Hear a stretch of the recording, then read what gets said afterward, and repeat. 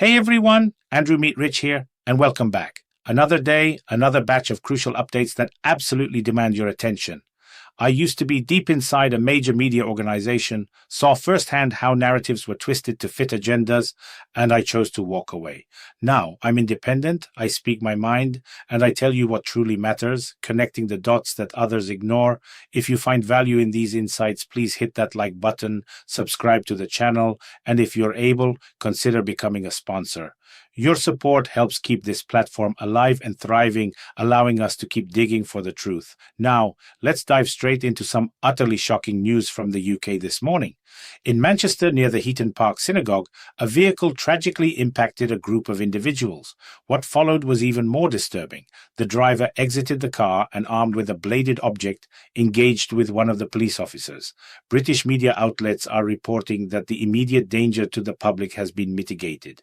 In total, at least 5 people sustained injuries, 4 from the vehicle's impact and 1 from the bladed object. All those affected have been transported to hospitals. The area surrounding the synagogue remains cordoned off as security services investigators work on the scene. This is a truly concerning incident, and our thoughts are with all those impacted and the first responders. This kind of violent act targeting innocent people is deeply troubling, and it demands our full attention to understand the context and prevent future occurrences.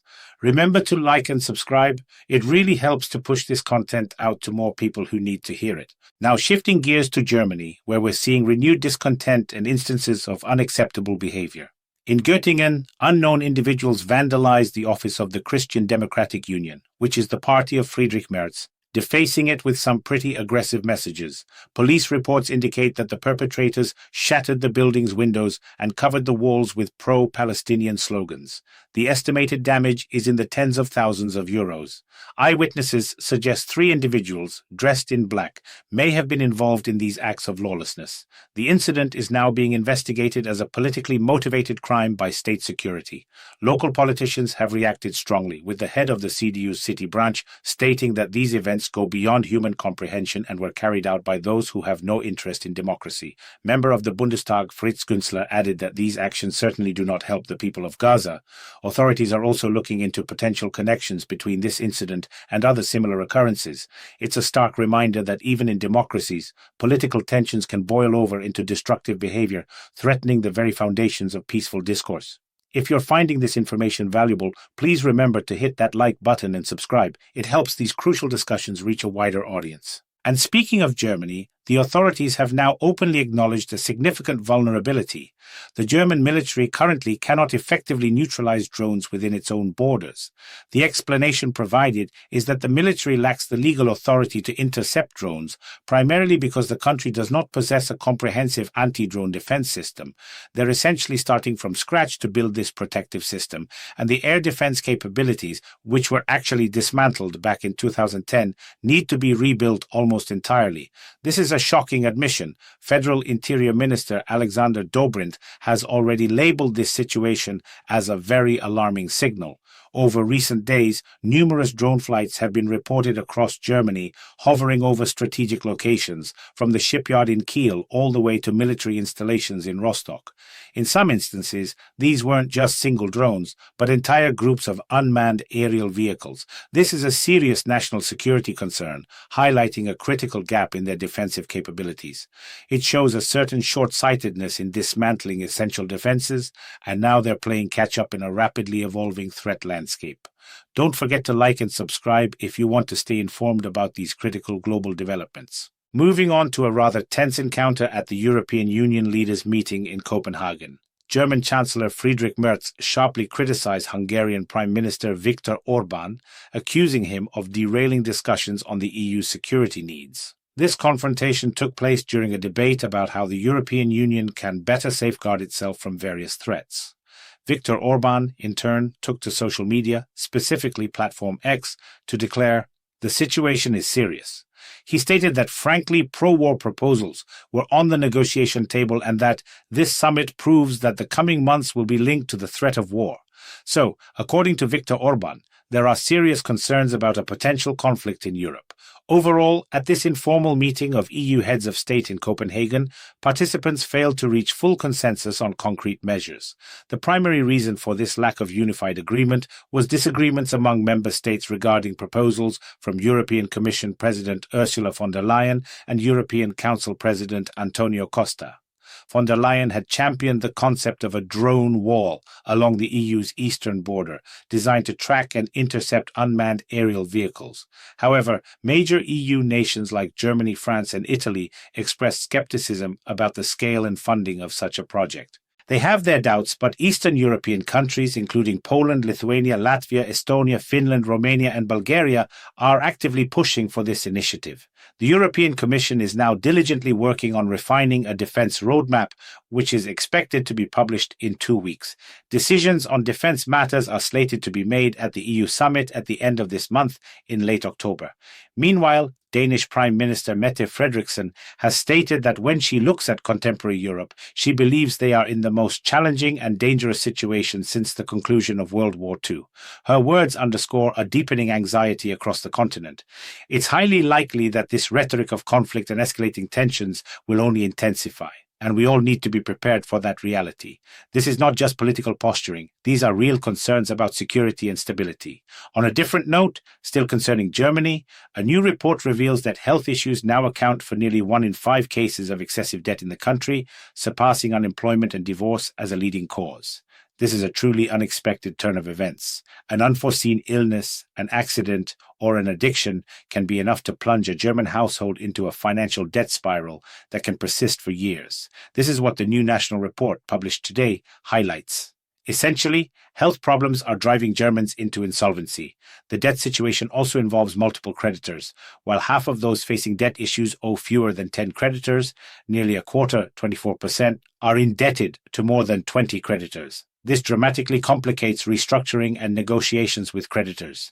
It's a harsh reality, where people find themselves trapped in debts from which escape seems impossible, a reflection of our modern challenges. Now, let's talk about Pope Leo XIV, who has certainly made his position clear, revealing a more left-leaning stance than many might have anticipated. He delivered a stern critique of those who deny the planetary changes that are currently unfolding. This statement came after President Donald Trump openly expressed negative views regarding climate and ongoing environmental shifts. The Pope emphasized that protecting nature isn't just about ecology, it's a spiritual obligation. He stated that anyone who rejects the obvious contributes to the destruction of God's world. That's a powerful message. However, the Pope notably remained silent on the rapid expansion of military-industrial corporations, which, as you know, are significant contributors to emissions.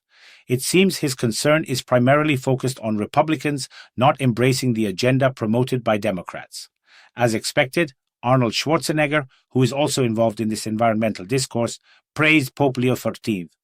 Schwarzenegger lauded the Pope as an action hero for his environmental leadership, including his directive to install solar panels on the Vatican's rooftops.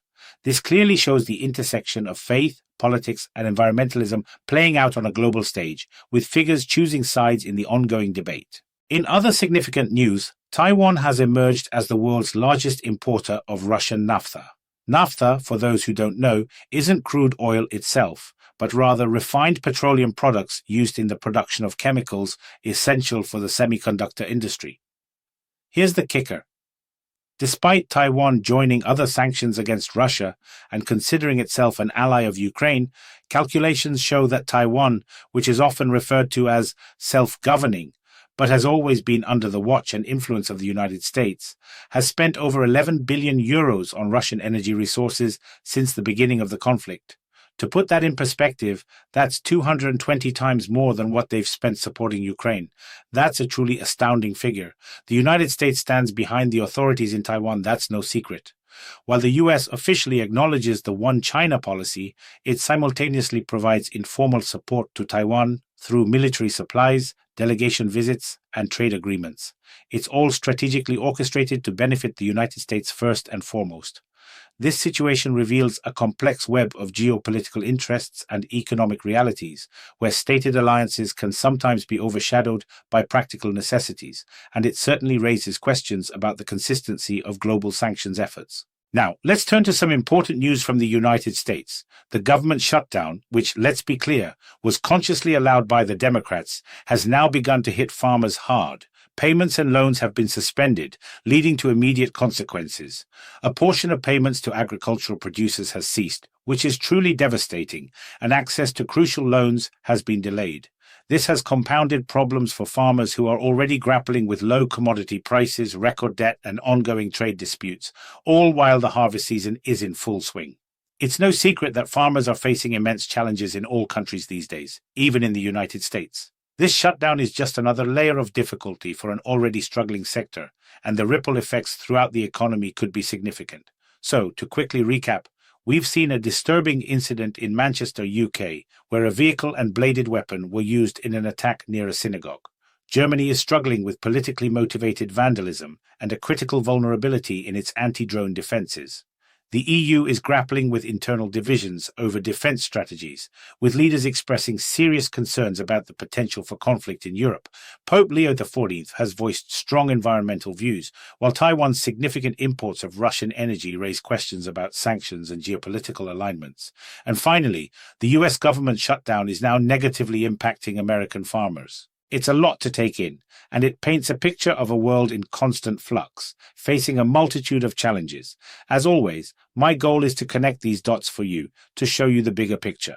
If you appreciate this kind of honest, unfiltered analysis, please do me a favor, like this video, subscribe to the channel if you haven't already, and hit that notification bell so you don't miss future updates. And seriously, consider joining our community as a channel sponsor. It's your support that makes this independent journalism possible and allows us to continue bringing you the truth, unvarnished and direct. Until next time, I wish you peace and safety. There's always more to share, believe me. Take care, everyone.